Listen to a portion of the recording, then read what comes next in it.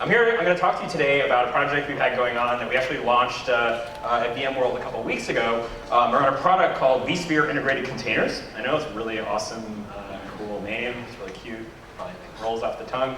But there's some cool rocket science behind it, so I'd like to talk through and I'll get a demo at the end. So, talk through what we actually were trying to do. So we talked to VI admins, people that use Vsphere all day, and they were telling us about these crazy stories of I don't understand what my developers are doing. They asked me for this gigantic VM with 60 CPUs and a terabyte of RAM, and I gave it to them, and I have no idea what they're using it for, right? And most VMs people create are a lot smaller. And it turns out what most developers are doing is they're asking for these gigando VMs and then installing Docker on them and running a bunch of containers inside of them. So it's kind of interesting, right? Because it's sort of you're getting stacking virtualization, right? But that creates a bunch of problems, right? One of the problems is partial visibility, right? So the thing that our developers see is completely different than the thing that the data center administrator or your ops team sees. I, as an ops person, sees a virtual machine that's huge, and what my developers see is they're oh, there's a web server and a database and a MQ series, or not an MQ, RabbitMQ. Sorry, I don't like the enterprising thing way too much. So then we have this security problem, right? So one of the things that people love a hypervisor for is the idea that of isolation. That if I compromise a virtual machine, there's been no known breakouts from ESX. No one's ever, to our knowledge, compromised a virtual machine and gotten out of that VM into another VM running on that host. But I think there's some distrust over the Linux kernel. Nobody's really sure. It hasn't been proven. So people are uncertain about this. The other thing is compatibility with tools, right? So if I've built a big infrastructure platform, I've added log analytics. I've added operational metrics collection. I've got all kinds of things that implement policy and boring enterprisey things over my data center. But none of those things work with the containers that are running inside of those things. So what do? We built this thing called Vsphere Integrated Containers. And what we did was we took Docker and we basically directly mapped all of the primitives of Docker containers onto Vsphere and ESX natively. We can now run a container as a virtual machine. A container is a VM is a container. There's no difference whatsoever from the perspective of Vsphere. There's no more Linux VM with a bunch of containers running inside of it. Now you actually, every time you Docker run a container, it runs as a virtual machine. And I know you're all oh, that's gonna be slow and heavyweight, but it's not. Let's talk about what we did.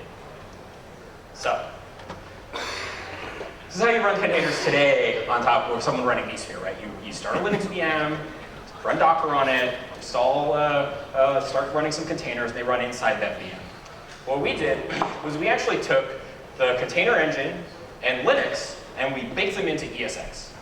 Right? So earlier this year, you might have seen VMware released a Linux kernel, Photon Os. This is our own Linux distro that we're supporting. It's open source. You can download it and install it and run it as a guest. It's not exciting because our goal was to strip everything out of the Linux kernel that anybody would need. It doesn't have SSH. It doesn't have bash. It doesn't have anything. It's 7 files, right? But what we did with this Linux kernel is we're able to tightly integrate it with ESX and really make it a seamless extension. We now basically have a whole POSIX API set on ESX. When you think about ESX, right? Don't think about ESX as a hypervisor, right? ESX is an operating system. It's a bare metal OS. It's really small. It's 200 megabytes. It's super fast. It has virtualizes all of your devices and is really secure and has lots of interesting knobs we can use to control processes. And so we wanted to demonstrate this with something cool, so we did it with Docker. So in this new world, we run containers and VMs, same platform, same thing. It's all baked in. So what does this mean? Well, first of all, from a security perspective, now, if you were running a container inside a virtual machine, you have this risk of breakout. I could compromise a container, it could break out of that container and get into the other containers running that Linux host. But with Vsphere integrated containers now, if I compromise a container, all I'm actually compromising is a virtual machine, right? In fact, there isn't even a container runtime in this VM. What's actually in this VM is a tiny little Linux kernel. It's about 20 megabytes. And then your container image is the root file system for it, and it's just running natively. Right? So if you compromise this thing, you've literally compromised a Linux kernel that doesn't even have any libraries installed in it. It's just your container image. Can't break out. Secondly, we wanted to make this really fast and lightweight. Right? So As I mentioned earlier, we released this Photon Os. So Photon Os, the ISO for Photon Os is 25 megabytes, right? It's tiny. Literally, I think it's like 11 files. It needs like a serial port driver, the VMWare kernel, and a couple things. It's really just like a minimal Linux kernel. So this thing is really small. And we're also leveraging a feature inside of ESX called Instant Clone. Right? So what Instant Clone does is this is a mechanism for basically cloning a virtual machine by marking all of the memory pages of the parent VM, copy on write, creating a new process context, a new hypervisor VM, and basically mapping all of its address space into the parent address space, but copy on write. So when you fork a VM, when you instant clone a VM, what you have is a new virtual machine. It starts in a couple milliseconds because it doesn't need to boot anything. You're cloning a booted Linux VM. And its memory overhead is 0 bytes. It literally has no overhead whatsoever until you actually start changing pages of memory. And the only overhead of that new VM is actually any memory pages that have changed since the parent. So we use this technique inside of Vsphere integrated containers. So what we do, we call this thing just enough VM. You got a thumbs up, thumbs down. You guys like this name? All right. I'm not in charge of naming. So what we do what we do inside of ESX is we have this little tiny Linux VM that's already booted with ESX. When you start up ESX, the Linux VM is just there. And when you launch a container, what we do is we instant clone that Linux VM into a new VM, and then we inject the container image into that new VM and call its entry point. Right? It's very cool. Very little. So the actual now. I don't have the test results here, but the actual memory overhead of this, it's like, we compare it to Linux virtualization, like process level virtualization. It's about like 5 or 10% overhead. So if you were, if you think about the density of how many containers you could pack into a bare metal Linux host, if you do this with ESX and Vsphere integrated containers, we're within about 10% of what the native Linux container overhead would be. Very cool stuff. So that, I'm going to flip over and give you a demo. So I don't actually have Vsphere here. What I have on my machine is a bit of a turducken, right? So I'm running a Mac. I'm using App Catalyst, which is our new free version, free desktop hypervisor. You guys ever heard of App Catalyst? No, because we suck at advertising it. So App Catalyst is like a free developer-centric hypervisor, right? It doesn't have a GUI. It's based on VMware Fusion, but it's free. It has a REST API and a CLI. That's the primary way of driving it. So I'm running App Catalyst. Inside App Catalyst, I'm running an ESX guest VM on my Mac. And then I've installed Vsphere integrated containers on top of ESX, on top of App Catalyst, on top of Mac OS. So as you imagine, it's really fast. And now what I'm looking at here, this is the ESX web client. So this is just like a little web interface that's hosted by the ESX host in App Catalyst in my Mac. So if I look at here, one of the things this does is it shows me the virtual machines. Refresh this list. So what I can see here is there's this Bonneville. Bonneville is the research project that did this integration of the Docker engine ESX. So what this Bonneville daemon is, this is really like a tiny little VM that basically is what we call a virtual container host. So it hosts the Docker endpoint, and that's the thing that I'm going to be pointing the Docker CLI to. And then this Bonneville.localdomain.bonneville.bonneville, that's our parent VM. That's the thing that we're going to instant clone in order to start new containers from. By the way, these memory utilization things, these are kind of lying because they're showing you the address space, not taking into account the overhead from page sharing. So go over here. So what I'm going to do now, I have just normal Docker. Now this is running on my Mac, talking to the Bonneville daemon in ESX in App Catalyst. Let's see. Great. So I'm going to get Roman built a little to-do app. This is Roman, by the way. He's based here in Sydney. Round of applause for Roman. He built that. All right. So we just started Roman's to-do app. So this should be running. It's going to be port 3000. Is this it?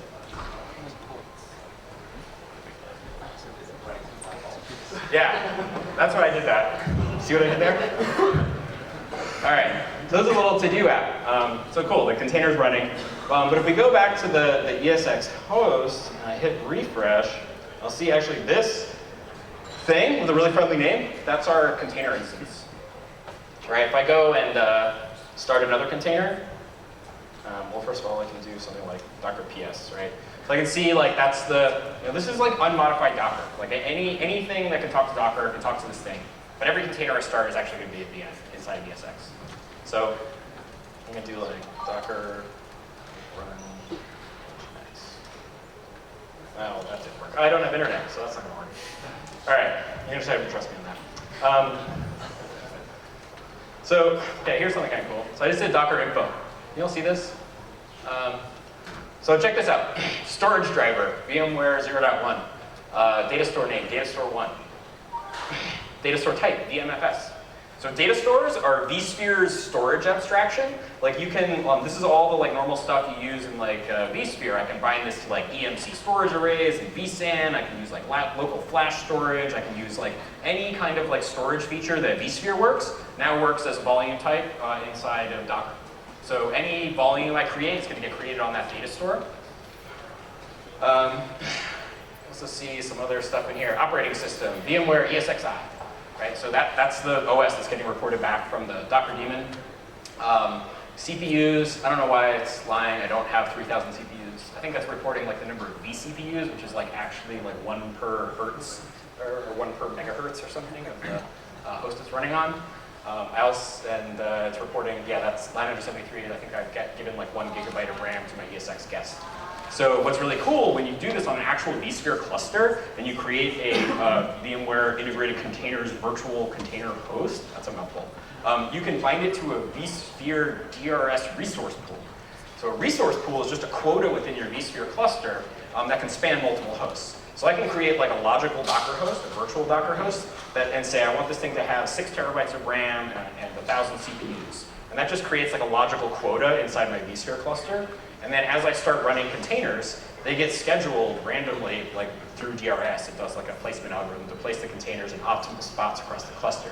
So my container host can actually span physical hosts. I got a little diagram here to help illustrate this.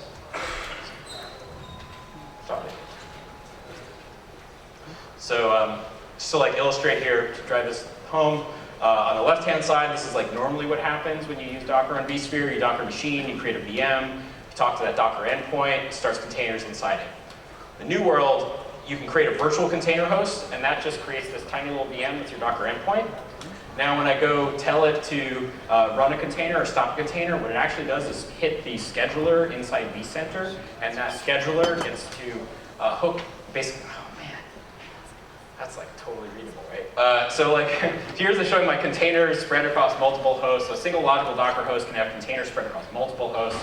Storage mounted to data stores. The network inside the containers all leverages all the vSphere networking features, so you can use distributed port groups, you can use NSX, which means also all the virtual networks that are in containers can also be bound to virtual machines and other things you're running inside of vSphere.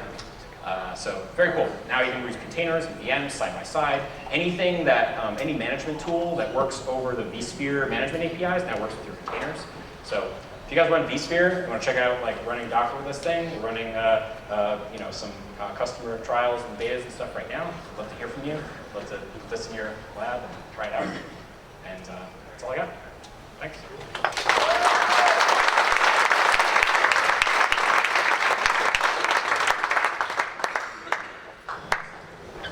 Any questions, comments? Yeah. Yeah, this should all work with Fusion. AppCatalyst is just Fusion, but we got rid of the GUI, and we disallow Windows guests. That was what it took to let it be free. Sorry, Microsoft.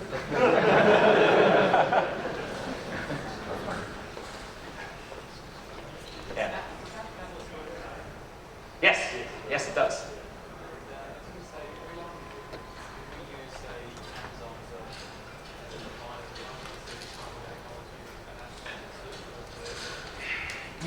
So it's a good question. Can we do this vSphere integrated containers on Amazon? Yes and no. We can. However, it would involve starting a new Amazon EC2 virtual machine every time you run a container. So like when you saw me start the container there, it started in, our containers in Vic start in like a couple hundred milliseconds. So it would mean that like Docker run would take however long it takes you to like run instance on EC2. So it'd be a couple minutes to start a container.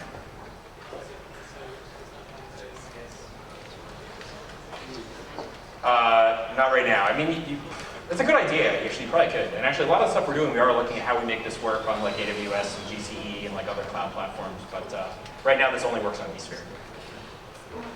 By the way, the other thing I didn't mention here is that the GUI I was showing you is just the ESX GUI. If you're looking at the vCenter GUI, it actually like groups all this stuff together logically. So it does things like, oh yeah, he's showing that like Vagrant works. Yeah, so if you type this in after you've done your initialization of VMware Photon, you'll be able to get a Catalyst running fairly rapidly as well. Anyway, you mentioned that the coverage event is integrated with the ESX host. Yeah. Can I do that kind of tied to that particular? Yeah, so right now what we had to do is we basically had to like modify the core Docker daemon in order to make this work. One of the things we've got going on, we're working really closely with the Docker team in order to create the right like API boundaries and interface abstractions such that this becomes like a more clean plugin to the Docker engine rather than being the sort of Franken monster thing it is now. So right now what we do is we just constantly like rebase on top of like new versions of Docker as they come out. For the most part, like the changes we've done have been to relatively stable parts of the Docker engine, so it's pretty easy. Like we like incorporate the latest versions of Docker like about a day after they push them. I'll get you a microphone. That way we can hear your question in the recording. Oh, I'm sorry. Sing us a song at the same time. Yeah. Yeah, can we go back and start the questions over? Yeah. Exactly. Hi, I was just wondering what happens with volumes, because you can now impose volumes and all that. Is that sort of working? Yeah, so the question of what happens with volume. So right now what happens if you create a volume, what's going to happen is it's basically going to create it'll do the like empty dir volume and like a temp directory on the like it's as if you like created a volume without any special volume plugin, right? So you don't use volume plugins. Like volume plugins and network plugins right now won't work with Vsphere integrated containers, though like you kind of don't need them. Because when you create a volume with Vic, what's going to happen is it's going to end up creating a volume on the data store that the virtual container host is bound to, and you'll inherit the storage policy that you've created for that container host. So storage policy-based management is a feature in Vsphere that lets you define basically storage rules. And you can do things like guaranteed IOPS and data duplication and replication rules and basically define all the QoS characteristics you want for your volume. And then what Vsphere does is it's able to map those storage policies onto the available storage providers to like pick an appropriate storage location to match the policy that's been allocated. So in this case, you'll inherit the storage policy of your container volume. You can use anything you can do in Vsphere. But if you tried to use like a volume plugin, it's unclear that it would really work. Same on the network side. What you get is an NSX network or a distributed port group in Vsphere. But it's unclear that like something like Weave would work with this. can you give me the history of the hostname, please? Sluttering. Ever do like the band Jawbreaker? Yeah? Alright, I got a Jawbreaker thing. They're a band from San Francisco. Anyone else? Nice. This is in the early stage, so would you have vCloud Director APIs supporting container on this? We do not yet have vCloud Director integration, but what we're thinking we do is we probably map a virtual container host either to a VCD data center or a VCD org. So in other words, you essentially like create a virtual data center that supports a Docker endpoint as the API to it, and then you would manage all that with vCloud. Any other questions? All right. I'd like to thank Jared very much for taking his time. Thank you guys. Anyway,